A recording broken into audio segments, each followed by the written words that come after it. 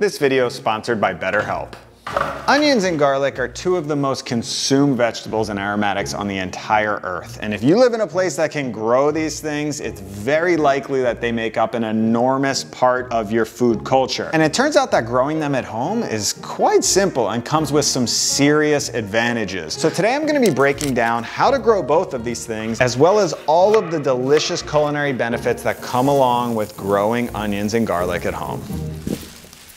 So pretty much every single beginner gardener wants to start off big. They want to grow tomatoes and zucchinis and eggplants. I'm certainly guilty of it. When I started my first garden a decade ago, that's exactly what I grew. But something like a tomato plant can be a bit discouraging when you start gardening because it comes with issues. Whereas onions and garlic, they are probably the easiest two crops you can grow as a beginner gardener. Trust me, I am not a wizard. I have not been growing them for long, and wait till you see these harvests. So we're gonna start off with garlic. So first I'm gonna break down the basics of growing garlic in your home garden. You first need to get your hands on some garlic bulbs, which is just a full head of garlic like this. You can order these specifically from garden or seed stores online, which is gonna be prime for growing. You can also just buy a few heads from a farmer's market or a grocery store. Just keep in mind that a lot of the mass-produced garlic is treated, which can hinder the actual growth of your garlic. All of you at some point, I'm sure, have seen your garlic at home just sprout. Like you left it outside on the counter too long and it starts to sprout. That is your garlic telling you it wants to reproduce more. It is germinating, and you can just rip that off and throw it in the soil and see what happens. But in my case, I'm using some garlic that I grew last season, and I'll just break that up into the individual cloves. I'll put some holes in my soil about a foot apart,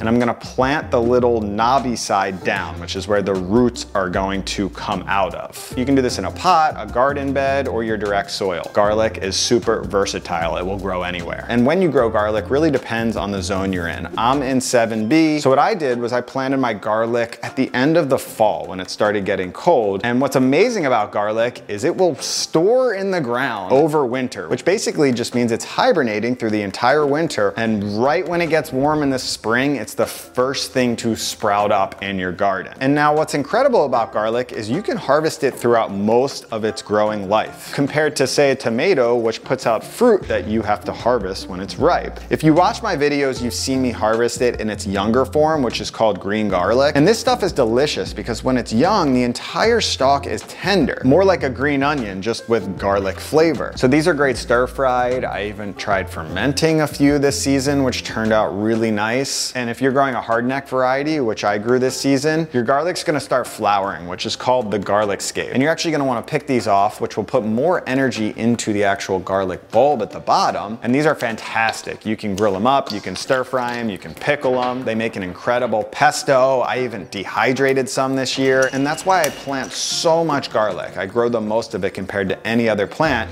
because I'm harvesting it throughout the entire growing season, making sure that I still have a bunch for actual long-term storage, which happens at this point right here, when a few of the bottom leaves start turning yellow. Another good sign is if you do leave a garlic scape on and it starts going from curled to straight. The garlic bulbs at this point should really have swollen up to the maximum size they're gonna get, so I'll harvest all the garlic and get that curing. One more batch.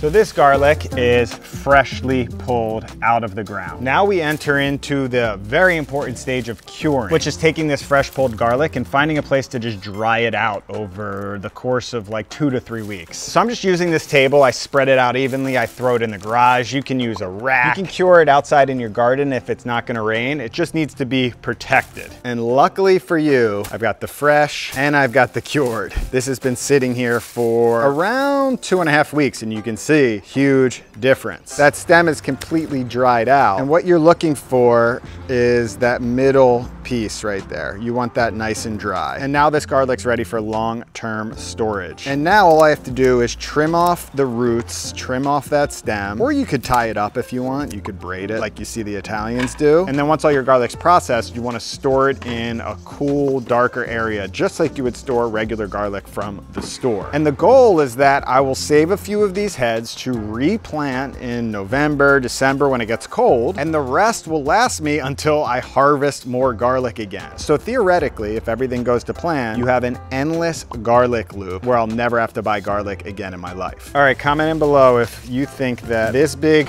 bin of garlic plus all of this, when it's cured, will get me through the year. For a guy who uses garlic in pretty much everything.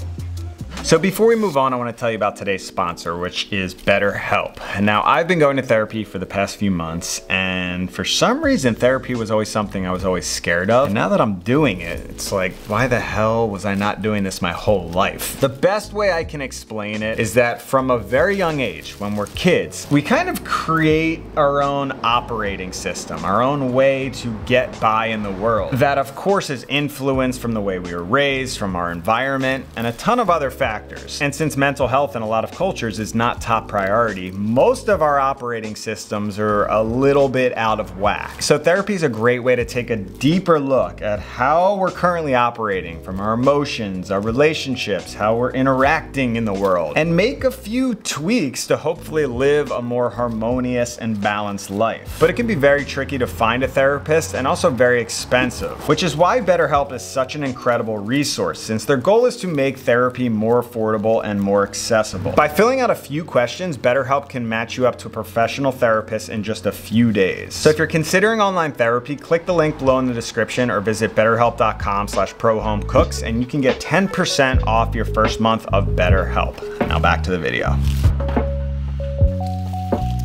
So we're moving on to onions, which are just as easy. When it comes to your onion journey, there's 3 main avenues you can choose from. You've got seeds, sets, and starts. You can buy some onion seeds and plant them directly in your soil, or I like starting them in trays to get them going. And then you would transplant those outside. You can also order these little dried bulbs. These are called onion sets. You can just pop a hole in your soil, plant these directly in the ground, and just watch them grow. Or finally, you have onion starts, which is just like buying a little tomato seedling from the nursery. They kind of look like shriveled up little scallions in a bunch. These onions have been pre-grown for you to a certain point, and all you have to do is just pop them in the soil and watch them grow, which is the route that I took early in the spring, right when the soil started getting warm. But you can overwinter onions just like you would do garlic. And just like garlic, the benefit of growing onions is you can use them throughout the entire growing season. I actually haven't bought an onion since I started growing them because spring onions are so delicious. This is basically just an onion in its younger form, and it's not ready for storage at this point, but they are delicious just freshly cooked, or you can slice them up raw, throw them in a salad. I pickled a bunch of the spring red onions, which were amazing. And at any point you can chop off the green onion tops and use them like you would a scallion as a garnish or in some scrambled eggs, or you could dehydrate them and turn them into a green onion powder, which is what I did this year, which was great. But the real harvest happens when the bulb has swollen up and the stem has fallen over flat. So you can see how the green onion part is still sticking straight up. So it's technically still giving energy to this bulb, whereas here it's completely droopy. So it has cut off all energy right at the stem,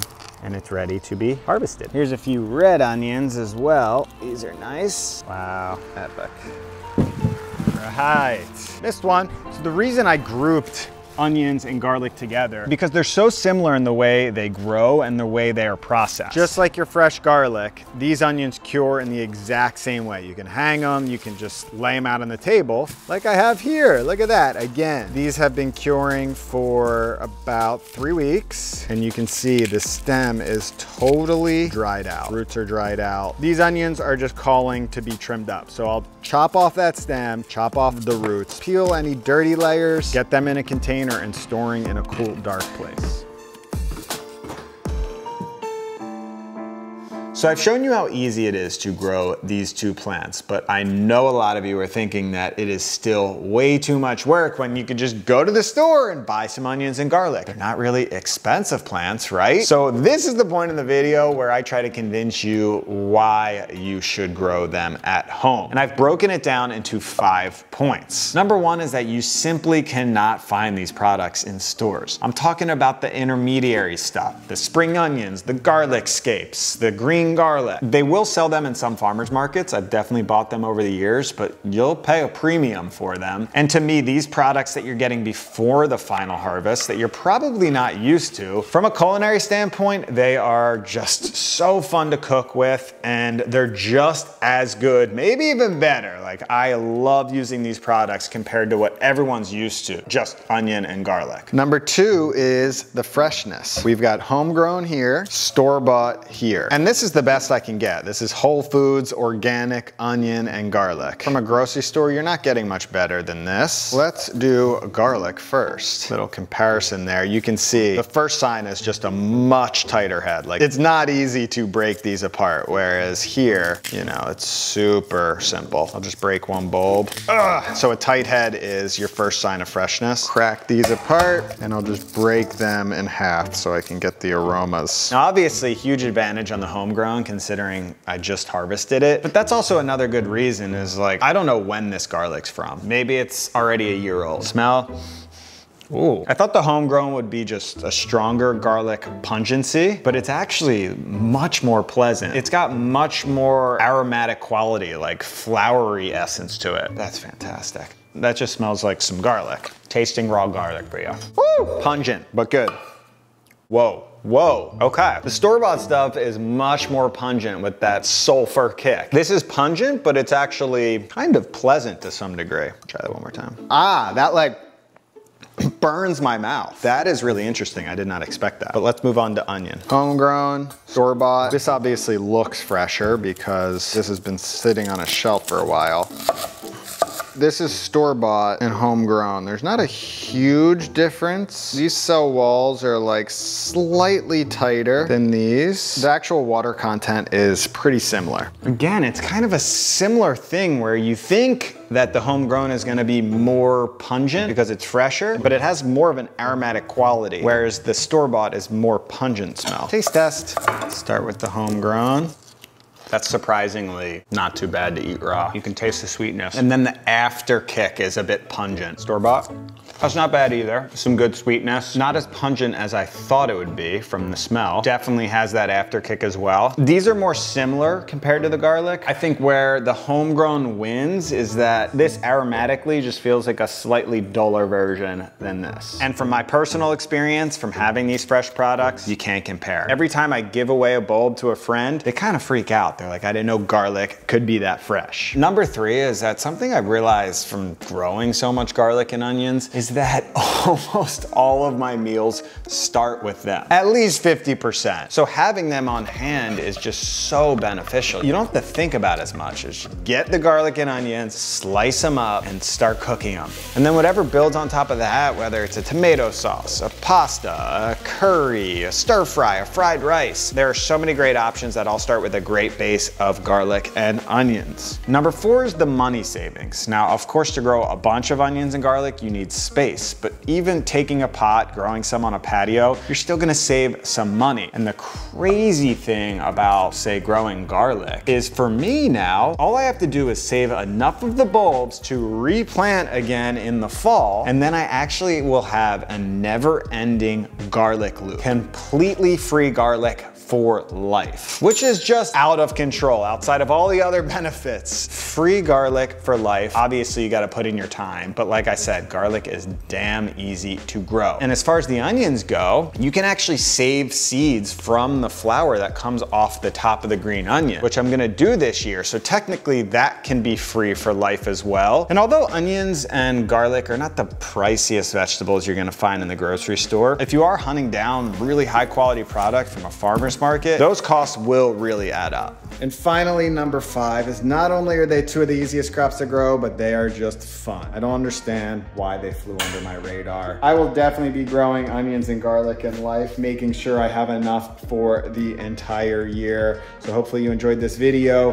Click right here for more garden content, and I'll see you in the next one.